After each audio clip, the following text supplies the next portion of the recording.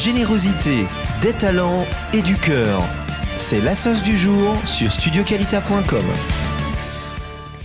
Salut à tous et bonjour à vous, Gabriel Lévy. Merci d'être venu jusqu'à nous. Ça va ? Très bien, merci.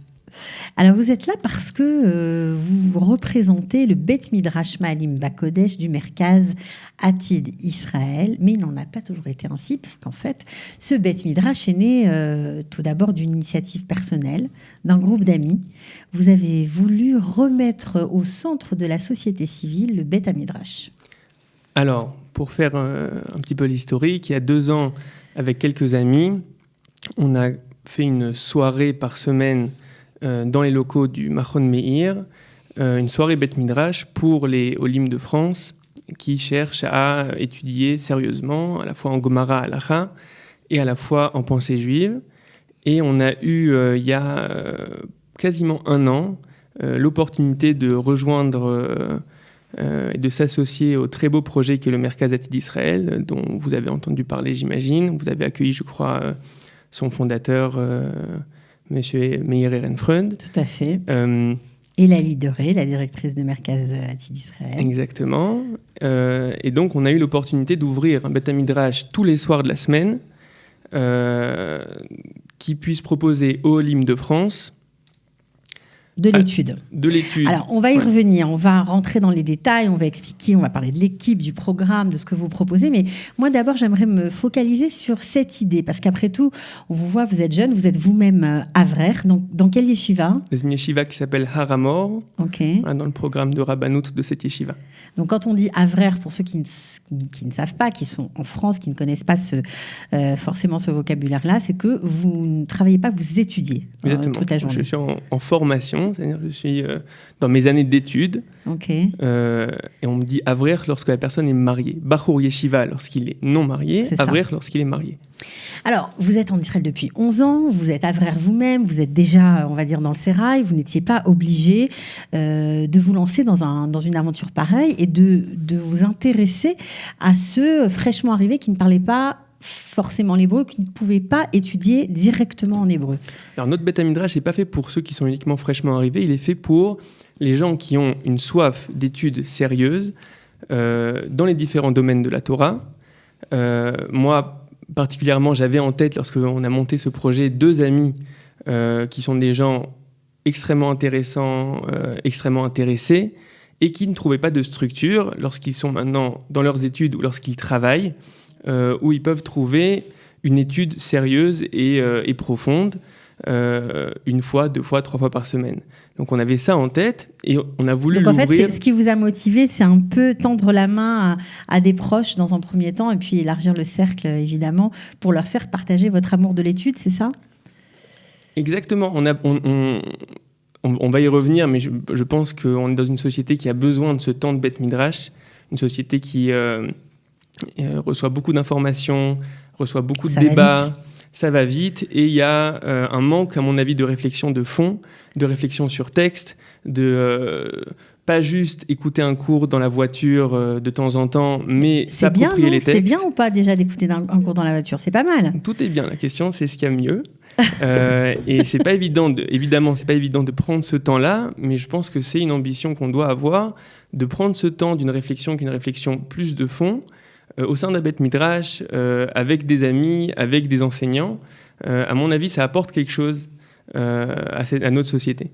C'est-à-dire qu'une écoute d'un chiour, ce qui est très bien aussi, sur Internet, dans une voiture entre deux, en faisant la cuisine, comme on en voit beaucoup, parce que vous proposez aussi des services pour les filles, pour les jeunes femmes, on va en parler. C'est pas tout à fait pareil qu'une étude sur texte, c'est ça, et surtout active. Et surtout active. C'est une étude sur texte, active, suivie. On propose un programme qui est donc tous les dimanches soirs la même chose, tous les lundis soirs la même chose, tous les mardis soirs la même chose. On avance dans des thèmes, on le fait à notre rythme, et les gens sont actifs dans cette réflexion-là. Ok. Alors, vous avez combien de personnes qui suivent vos cours aujourd'hui ? Aujourd'hui, on a doublé depuis les 6 mois de notre existence tous les soirs. On a commencé avec 30 personnes parce que c'était qu'une soirée. Maintenant, je pense qu'on est à peu près à 60 garçons par semaine, des fois plus. Donc ça va chaque soir entre 10 et 20, 25. Et du côté des filles, donc les filles c'est le dimanche soir, on a entre 20 et 30 filles. Entre 20 et 30 filles tous les dimanches soirs qui viennent vous écouter. Alors, pas m'écouter moi personnellement, oui, on est 8 enseignants. Vous êtes une équipe. Alors justement, qui compose cette équipe et comment vous avez fait pour les embarquer avec vous dans ce magnifique projet ? Alors, on a 8 enseignants. Certains sont déjà rabbanim, dayanim, enseignants, avrechim. Ça s'est fait par connaissance de chacun. Chaque personne qu'on a choisie, c'est des gens qu'on apprécie. On considère qu'ils sont brillants et pédagogues et qu'ils apporteront quelque chose. Et donc, je suis assez fier de cette équipe qu'on a montée. Vous pouvez les citer parce que c'est bien important sûr. Pour ceux qui les connaissent et pour ceux qui ont envie de les découvrir. Ils pourront peut-être aussi se joindre au Beth Midrash Ma'alim Bakodesh du Merkaz Atid d'Israël. Alors, nous avons le dimanche soir pour les filles le Rav Malko Soufir et le Rav David Partouche. Nous avons le Rav Emmanuel Nahon le mardi soir, le Rav Hillel Glaser le mercredi, puis Shmuel Belisha plusieurs soirs par semaine, Raphaël Cohen, David Anconina et moi-même, Gabriel Lévy. Voilà, une équipe de 8. D'accord. Alors, qu'est-ce qu'on fait ? Quel est le programme ? Parce qu'on vous avez parlé évidemment un peu de Guémara, un peu de pensée juive, mais clairement, dans les thèmes, qu'est-ce qu'on aborde ? Très simple. Déjà, chaque soir est réparti en 2 temps. On commence entre 8h15 et 8h30. Première heure, Gemara Halacha, avec 2 groupes qui sont proposés par soir. Un groupe en hébreu, un groupe en français. Le groupe en hébreu, pour ceux qui ont l'habitude maintenant déjà d'étudier en hébreu et trouvent ça plus naturel d'étudier en hébreu, pas besoin de traduire, etc. Et un groupe en français pour les nouveaux arrivants qui veulent quelque chose de bon niveau, mais en français. Donc on a chaque heure 2 groupes. Le premier groupe en hébreu, le deuxième groupe en français. Donc première heure, Gemara Halacha, où on essaie en général de fonctionner toujours de la même manière, c'est-à-dire de prendre la Halacha depuis ses sources dans la Gemara et avancer dans un processus qu'on appelle le Iyun dans le monde des yeshivot. Et la deuxième heure, et c'est ça aussi quelque chose qui est assez particulier à notre Beth Midrash, c'est qu'on accorde du temps et de l'importance à la pensée juive, au Ramchal, au Maharal de Prague, au Rav Kook, pour vous proposer une étude qui est suivie sur texte de ces textes-là. Pour vous donner maintenant, et à nouveau, la deuxième heure, séparée en 2, en hébreu et en français. Ça fait 4 cours. Donc on a en gros 4 groupes d'études, 4 thèmes abordés par soir. Je ne sais pas si dans les écrans on va voir le Loar Zmanim, l'emploi du temps. Il y a beaucoup de thèmes qui sont abordés. Pour vous donner, ça va des thèmes qui sont des thèmes fondamentaux comme Shabbat, Tfila, etc. En Gemara et Halacha, ça va dans des thèmes qui sont plus originaux comme Halacha et éthique médicale, comme les lois des juges, donc le droit hébraïque. Je viens de commencer Ilchot Medina, c'est-à-dire par exemple les sujets comme est-ce que la démocratie est légitime d'après la Torah, qu'est-ce que Dina de Malchut Adina, ça c'est pour le sujet qui est de la Gemara ou Halacha. Et en deuxième heure, pensée juive, je vous ai dit les œuvres qu'on étudie, le Kuzari, le Rav Kook, parfois des thèmes en particulier. Par exemple, ce soir, j'enseigne une série sur le rapport entre l'Occident et Israël dans la pensée du Rav Kook. Mais bon, je pense que ça vaut le coup pour chacun de regarder notre emploi du temps et choisir, faire son choix. Ça a l'air très intéressant et varié en tout cas comme proposition. Alors c'est pour tout le monde parce que Merkaz Atid Israël, c'est plutôt pour, on imagine ça les jeunes, 18-20 ans, mais apparemment non. Alors le Merkaz Atid Israël en tant que projet est la maison des jeunes francophones. Et donc propose des conférences, des Shabbatot pour jeunes francophones. Nous, le Beth Midrash, est pas uniquement pour les jeunes.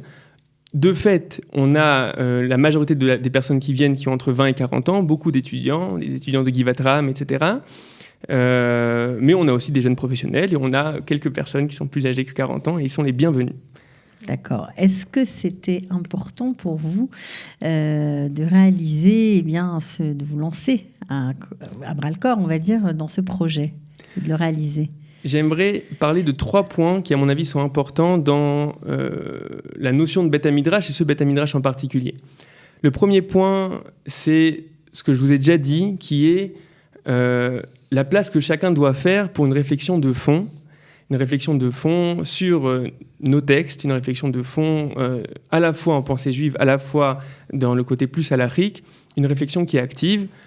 Tout va vite aujourd'hui, on reçoit énormément d'informations, on passe beaucoup de temps à débattre, mais peu de temps à réfléchir, beaucoup de temps à fonctionner sous forme de talk-back et de petites pointes de forme, etc. Mais des réflexions de fond dans un cadre qui est bienveillant, dans un cadre qui donne le temps à la personne de réfléchir, de s'investir, d'écouter autre chose, etc. Ça, on l'a pas beaucoup. C'est le premier point.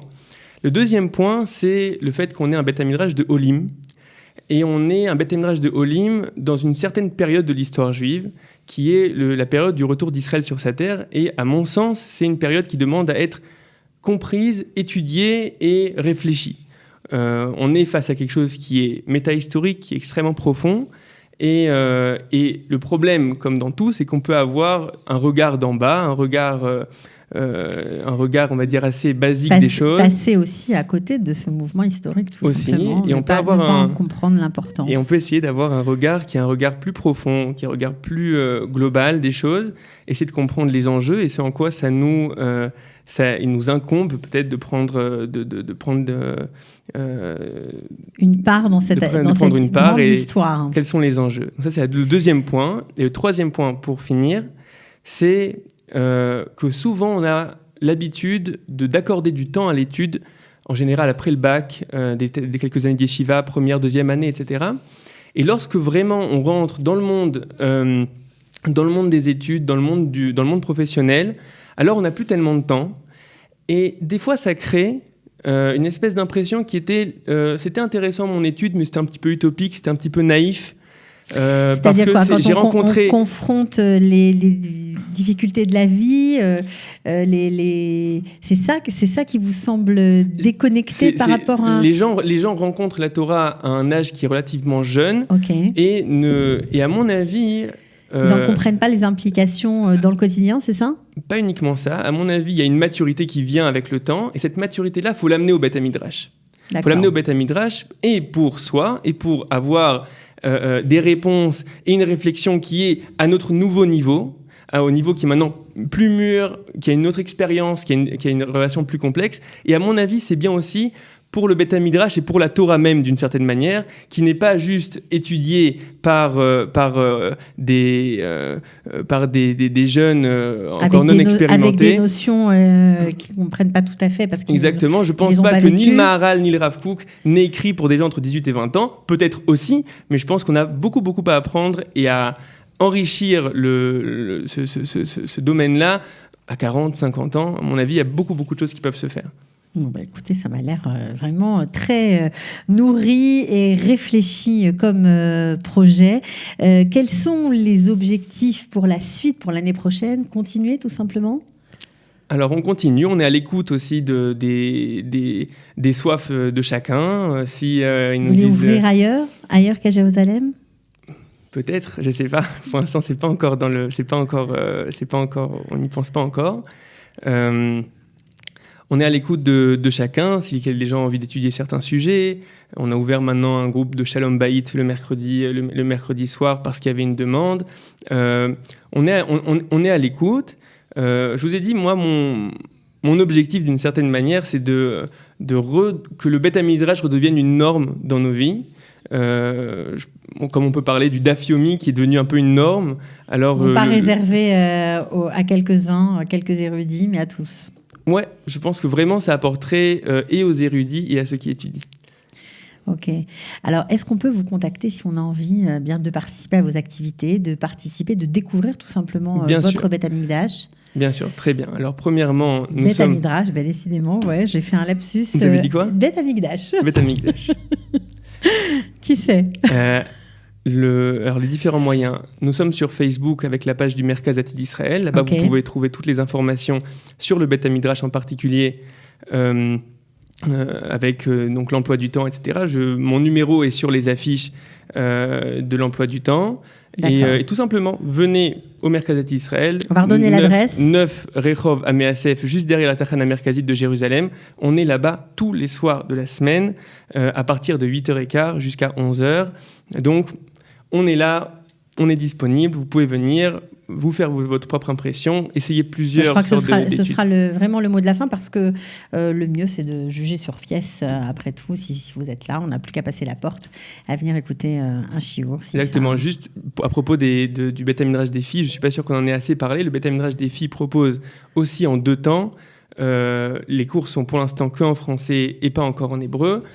Mais on les voit d'ailleurs, les filles à l'écran. Voilà, les filles. Voilà. Donc on a la première partie avec le Rav Malko Soufir de Halacha sur Ilchot Shabbat. Et on va commencer maintenant à avoir des textes qui sont préparés par Tzurva Merabanan, pour ceux qui connaissent. Et en 2e heure, Pensée juive aussi, par le Rav David Partouche du Machon Meir, qui a captivant, comme thème, captivant et qui a comme thème les fondements de la Emouna. Ok, bon, écoutez, je pense que le message est bien passé. En tout cas, bravo pour votre initiative. On vous souhaite beaucoup de hatzlacha, beaucoup de réussite. Et puis, on va venir vous jeter un petit coup d'œil alors. Merci beaucoup. De rien, à bientôt. Ciao.